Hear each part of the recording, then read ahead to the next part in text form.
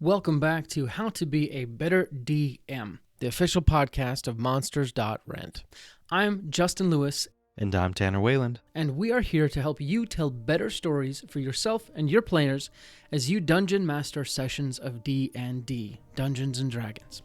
We'd like to give you some quick announcements. We actually have one before the show, and then after the show, if you want to stick around, we have some more announcements then as well. But first, let's talk about this. Tired of being alone? Are you tired of not having any of your players understand you? Are you tired of never truly belonging? Well, you're in luck. All you need to do is join the Guild. The Guild is a unique and exclusive experience that is only open to Dungeon Masters. It is a full community focused on helping ease your DMing burdens. Want to meet other DMs? Join the Guild. Want to discuss your homebrew ideas with people who would appreciate it instead of just telling your cat? Join the Guild. Want to find a place where all your wildest dreams will come true? Join the Guild. Go to monsters.rent/guild and sign up today for free. Wait, that can't be right. Chuck, can you check this again? Is this supposed to be... What? Oh, they're serious? It's free? Oh, okay. All right. Yes, go to monsters.rent/guild and sign up today for free, even though they are crazy for giving this away for free. Common side effects may include burping, sneezing, laughing, breathing, hearing, listening, tasting, farting, critting, sarcasm, and in extreme cases, explosive diarrhea. Awesome. With that out of the way, we can get into today's show. Welcome back to the next episode of How to Be a Better DM. As always, I'm your host, Justin Lewis, and together, you, I, and Tanner Weyland will learn how to craft better experiences for yourselves and your players as you dungeon master sessions of Dungeons & Dragons 5e. Now, if you were paying attention, which I hope you were, you heard me mention Tanner Weyland, and I'll get to him in a second, but before we do, a couple of announcements. As always, I'd like to invite you guys to sign up for the newsletter. You can find the link in the show notes to sign up for that. It's kind of long and complicated, so I won't read it out here. But by signing up for that, you get access to bonus content, behind-the-scenes content, homebrew content, as well as opportunities to play a one-shot with me as your DM. And the link to sign up for that actually comes out in this month's newsletter, so make sure you sign up. And let's play a session of D&D together. Second announcement, thank you guys again for listening to the show. I'm really appreciative that you guys come here week in and week out and listen to the show. And I'm really excited to introduce a new member to the team. And that's actually because you guys listen that we are able to do this and bring someone else on board and kind of expand and hopefully get you better ideas, newer ideas, because I'm one guy, I can't think of everything. I can't think of anything sometimes.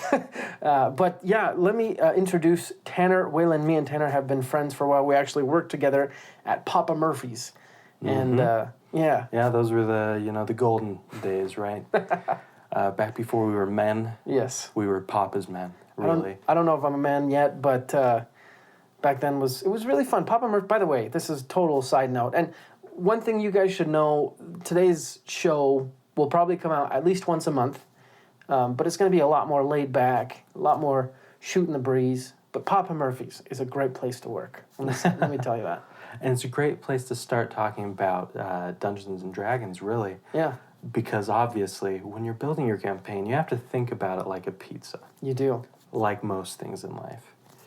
And I'm only half joking with that. but anyway, Justin and I have known each other for a while. At first, it was briefly at Papa Murphy's, and then, of course, we went our separate ways. And then we met up because we were in the same neighborhood, which we didn't know. Right. And then we hung out a lot more, and, kind of the whole brother from another mother dealio, And so from there, we've just kind of, branched out, and we thought it was a shared connection. Yeah. We're both nerds through and through. And so we thought, hey, Dungeons & Dragons, we both played it. We've both experienced, good and bad DMs. Yeah. And so, hey, let's talk about it. Exactly. And I primarily wanted to reach out to other people because, I mean, I only have a certain number of years being a DM, right? And the more people who can share their opinions and their experiences, the better. And so I wanted to reach out and Tanner, not just because he has an interest in D&D, but also because we were in the same writing group in college. And being able to write, I think, stories and fictional stories helps you a lot as a DM. So today, what are we going to talk about? Well, I think me and Tanner decided that we wanted to talk about what you hope for in a DM. Like, what is the perfect DM, theoretically, right? Yeah, because I was thinking about it. I was like, what is the goal of this podcast? Right. Mostly it is a goal of self-improvement, right? Like, Essentially, yeah. yeah, this isn't like a self-improvement podcast per se, but if it's how to be a better DM, then in a way it is. Yeah. And so that had me asking the questions like, okay, we could do a billion episodes about different aspects, but like, what's kind of the New Year's resolution like version of a I love that. DM, right? And so, yeah, I mean, Justin, for you, like, who's been your best like DM? My best DM. Well, I'll be honest. I've had a relatively few number of DMs, Dungeon Masters. My best DM. I don't have a precise answer because the one that comes to mind that I've played with the most was my brother, and he's really good. But he's also somewhat harsh. And I say that just because the last time we played, basically our entire party died. It was a sad day. He was a really good DM. If I could think of like the best DM, you know, like, oh wow, I would play with them anytime, like all the time. Mm-hmm. I think first thing is their stories are unique, even if they're similar on the way they do similar things, like just the way they describe things. Maybe the metaphor I would use is they have their own unique brushes. Every artist paints. Yeah, or voice or whatever you want to call it, right? I think that's very true. Because I've had a few different people run me through Dungeons and Dragons, and it's very interesting seeing their different styles. Mm-hmm. Like the first person was one of my cousins.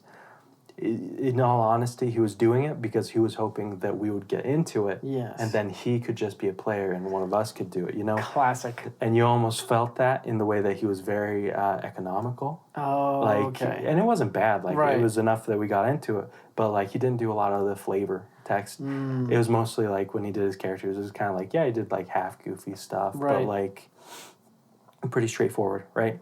And then, like, a different cousin from that same group started doing it. And his campaign, I would say, because my first cousin ran us through, like, that very first, you know, one of the intro campaigns that you get at, what is it called? Like, the Mines of Fandelver? Yeah, Fandelver. And so he ran us through it, and obviously because of that, there was a good amount of, like, variety and everything. Right. My other cousin, who also took over and kind of came up with his own story, he was very interesting where he added a lot more, like, kind of like you said, like, you could tell it was his own brush, it was his own story. But then, same thing, he basically was like, oh, I'm busy with school. So he, like, came up with a story where he basically killed us all. And then he was like, guys, this is how I say that I'm going to, you know, I can't really play that much or DM anymore. And then we were like, wait, so you could have just let us beat the boss and been like, adventure over. But instead you're like, you died, adventure over. We were like, didn't you see the other option? That's so lame. Yeah, it was lame, but it was also a good laugh. You know. Yeah. You have a good time.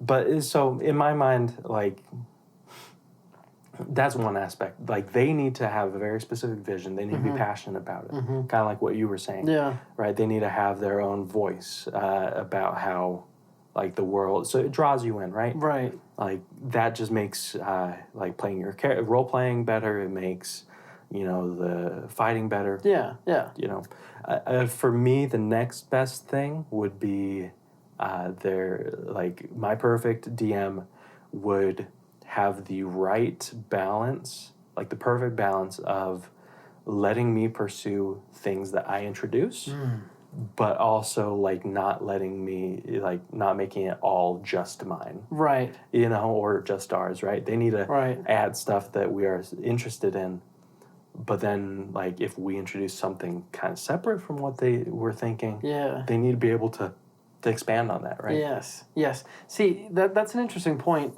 I've been listening to Writing Excuses a lot lately, and And that's the one with Brandon Sanderson. And stuff, yeah, and Dan Howard, I think, or no, Howard, Dan and Howard. Yes, Dan and those Howard, are their yes. names. I forget their last names, but they always talk about how there's your characters and then there's the world, and the world is a character, right? And each one has things going on. The interesting thing about playing Dungeons and Dragons in any role-playing game essentially is that you write each character in part, at least the characters played by players.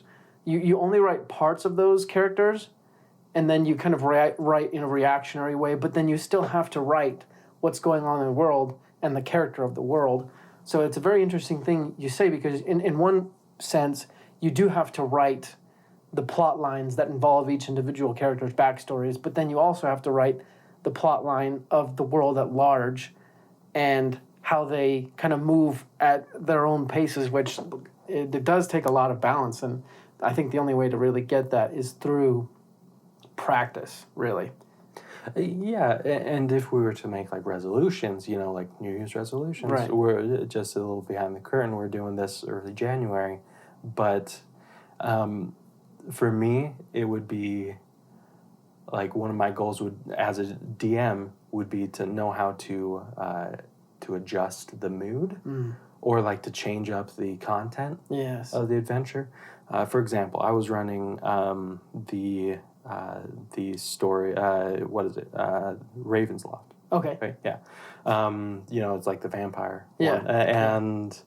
And that one was so good. Like my party, they got to the second main town. Right. There's like that first main town. Yeah. And then you go to the second one. And the second one, like there's plenty to do there, but you're not supposed to like stay there. That's almost like more of like a hub. Right. I would say, right? But then they just stayed there. And I feel like I tried to vary it up, but it all kind of became samey, you know, because it's like, oh, they're in a city. And especially because I had a couple players who really didn't jive well with like authority, like as their player, as their character. It became a lot of like, oh, the town authorities being like, hey, you should do this. And they were like, no, I'm not going to do that. And then it was just like conflicts. Yes. You know, and they were all very similar conflicts. And thinking back to that time of the adventure path, I would have, like, if I was to be the perfect DM, I'd be like, okay, we've done a couple sessions in this town, and I'm not seeing any changes. You know, I checked with my players, and it doesn't seem like, in terms of goals, none of them really plan to leave the town. Let's have one of them get kidnapped, and just, like, the others follow, and that would make them leave. Force their hand, essentially. Yeah. You know, I think that's why some, like, you'll see this with a lot of different podcasts where they, like, run, like, their own campaigns where they have, you know, if they ever have a base, you know, like their own, like, standard, like, central base, they'll find ways to get the players out of that, you know? I like that. Or bring them back to that if they've been on a long adventure, right? Essentially, like, the conflict comes to you if you don't go to the conflict. Yeah, and if you're in too much conflict, then suddenly you find like a respite, you know? Right. I like that. The next thing that for me would be a perfect DM is, and this is more meta, so it's not necessarily in the game, but like, well, I guess it is. When you play the game, you feel like the hero. And maybe this is back to what we were saying about how they use their voice, but essentially you feel like you're not going to make it, and then when you do, you know, the DM is mastered it in such a way that you feel triumphant yourself, and you leave the session, fist pumping the air and being like, yeah, that would be a good DM for me. Yeah, which is a great point where it's like, I think maybe part of that is like learning how to emphasize things. Yeah. That could be emphasizing an NPC's like gratitude, because I feel like there's like, if you save an NPC, what would most DMs do? It's like, oh, thank you so much. Here's a reward. Right. Period. You know, versus like actually like taking time and establishing like, oh, you walk into the NPC's house after saving the child or whatever. Yes. And you see like just like tear streaked faces, but then like, oh, like you could actually like do something like that where it's like, even if it's a small conflict, especially at the start of an adventure, right? If it's a small conflict, then it's like, hey, you can still pump up small conflicts, right? Like in my personal life, if I help somebody, get groceries, right, and they're very grateful, then I'm like, I'm a hero. Yeah. It's like we can do that too, I agree. Yeah. I think a lot of that goes to making it feel real and really showing rather than telling. Because you can say like, yeah, they look sad, or like you described, tear-streaked faces with a glimmer of hope that shines as you walk through the door or whatever. It goes back to those narrative skills, which I think everyone needs to work on. Yeah, and if it's not narrative skills, maybe you can just like have an NPC just say it straight out, or like I think that you can kind of build it up, right, as they go throughout the town. Be like, oh, did you hear about that little girl? Yes. Like find a way, right? Yeah. Yeah, and so honestly, like, and going even to the next point, like not only finding ways to make all of the characters feel like heroes, but making them feel individual. That would be part of a perfect DM to me, because that's one of the hardest things. Like you're always going to have like one or two players who are very comfortable with role playing, comfortable with embodying a character and also their goals. Yes. But then also you're going to have a couple of players that don't, like they're just like, they've got a certain idea, and that's okay. That's great. We want them to have that, but they don't know how to make their character their own hero. Yeah. So you kind of need to step up and be like, hey, here's something just for you. Yeah. Like it's almost like a teacher at school, how they're like, hey, you're in charge of roll today. Right. Instead of doing that, you're like, hey, the party's been split or something, and you're in charge of this, or you're doing like a base defense dealio. You're in charge of the Western Wall. Right. Like, you can't throw this on anyone else. You got to do it. Yeah. I like that idea. I also think just making your players feel cool in their own individual moments, I think goes so far to do that. Like, I'm thinking of, in my campaign, there's a character who's somewhat shy, less role play, and then when she defeats someone or does something really cool, like she's a druid, and I had the party go cleanse this fountain in the forest, and when she cleansed it, and like she was the only one who could go in the fountain, receive the boon of asking a question, gaining knowledge. I described that really well, or at least in my opinion, really well. And I remember like her smiling and being like, wow, and like I felt like she felt she was cool. You know what I mean? If that makes sense. And cool is maybe not the right word, but it's like, yeah, I'm awesome. I think that also makes a really good DM. Yeah, absolutely. And obviously we're talking about the perfect DM. That doesn't exist. Yeah. But we do have more manageable goals, right? Yeah. Because there's some people that have long-term campaigns. Other people do more one-shots. Right. And the great thing is, depending on the length and scope of your adventure, you can absolutely just go crazy in either of those, right? Yeah. You can, if it's a shorter adventure, then it's like, you know what? Maybe you don't get into as much of the backstory. Right. Maybe you just have some characters make like side comments while they're telling the party about what to do. Right. About like, oh, I see this or something, I see this aspect of this character is worth commenting on from this world's lore, right? Right. Like, oh, it's that race. well, what do you know? I'm a racist person against orcs, you know? Right. Something like that, right? Right.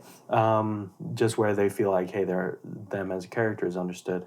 But then after that, you don't have to go crazy.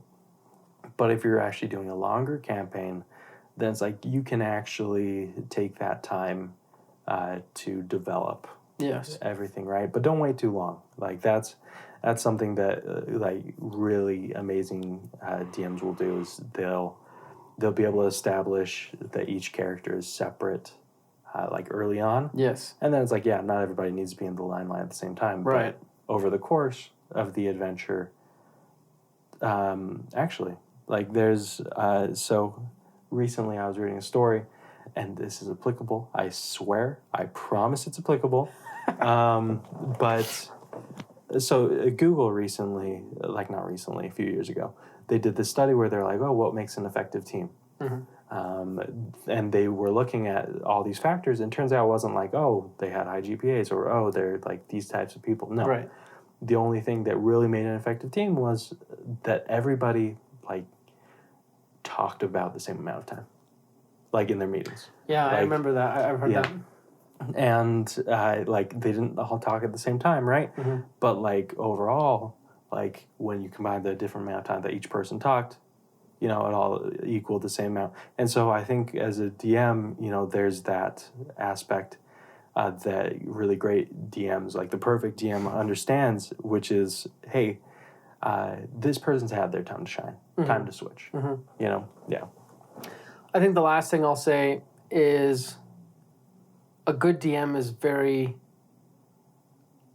high energy. And that doesn't necessarily mean that they're always like screaming or like, Yeah.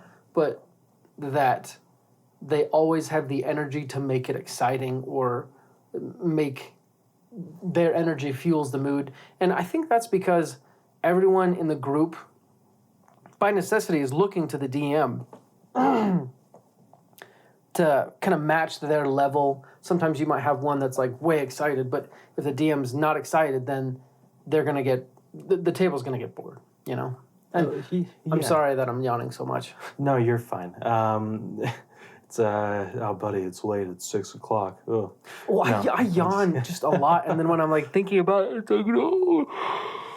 I know, like talking about high energy, but really, I think you're absolutely right. Like if you have a group of players that are just energetic, that's a blessing. Yes. You know, it's such a blessing. You can't count on it. And nor is that the focus of this podcast. What is the focus is like, hey, if you want to add energy, then the person you look to is yourself. You know, who should be the most excited about the adventure? You. Who should be the most excited about each player's decision? I mean, if not them, then at least you. Yeah. You know? Yeah. That if they're making like a flippant decision, then be like, oh, this is big. And then they'll start like making more thought out decisions, right? Yeah. And if they're like making a serious decision to them and the other players aren't thinking it's as serious, then be like, oh my goodness, this is big. So you're saying that your mother died by a wolf and you're gonna kill this wolf? Oh my goodness, you know? Yeah. Even though it's not actually that big, you know? No, just infuse energy, you know? Definitely. Yeah. I love it. Any other finishing thoughts? No. I think we covered it all. Yes. Awesome. Well, folks, that is Tanner Weyland, and you can expect to hear from him and me, like I said, at least once a month. But if more episodes come out, don't be surprised. Thank you guys so much for listening to today's show. Again, make sure you sign up for the newsletter. That's the best way to get updated on what's going on with the podcast. And also sign up for a one-shot with myself. And if you have any comments, concerns, or questions, reach out to us on our socials. So you can reach out to me on Instagram at Geronimo Levis. And Tanner, how can they reach out to you? Oh, buddy, almost no ways. 0 ways to reach out to me. For now. For now. We'll see. But yeah, best way to reach out for me, not to me, but for me, is reach out to a friend, you know? I love that. Reestablish that connection. Yeah. Awesome. Yeah. And if you do want to reach Tanner, send the message to me at Geronimo Levis on Instagram, and I will get the message to him. We're probably going to be coming out with some sort of social media for the podcast or associated with the podcast. But for now, That's how you reach out to us. Please leave a rating and review. 5-star if possible, please. Fingers crossed. But we'll be back next week with another amazing episode. And until then, my friends, let's go ahead and roll initiative. Thank you for listening to today's show. We really appreciate your support and your patronage. We have a few more announcements to go over. First, did you ever fall in love with the library as a kid? It was a place where you could experience 1,000 stories without having to buy 1,000 books. That is what Monsters.Rent can do for your D&D campaign. You can rent and swap out as many quality miniature monsters and creatures for your D&D party as you could ever want, without having to buy them. You can rescue villagers from a kobold camp, or lead your party through the fighting forest, or many more adventures. We're coming out with new bundles all the time. Just sign up for our subscription to get access to your own personal library of minis. Go to monsters.rent to find out more. That's the website. monsters.rent. Get your library pass to a world of minis today. we also wanted to let you know that today's episode is sponsored by Stardust and Dragons. I'm going to let one of the cast of Stardust and Dragons, Christian Hatcher, and his crew tell you a little bit more about it. This August, a new adventure podcast is coming to a platform near you, filled with action, You one of the two of them. We can't keep taking hits like that. drama, Everything that she's been doing, everything she's going to do, finally sets in. and stardust. Help! Help! Someone, please! Find out more about this epic odyssey at stardustanddragons.com, where adventure awaits in the stars. That's all the announcements we have today. Again, thank you so much for everything you do for us. You make this show possible. Like we said before, we'll be back next week with another great episode, and until then, let's go ahead and roll initiative.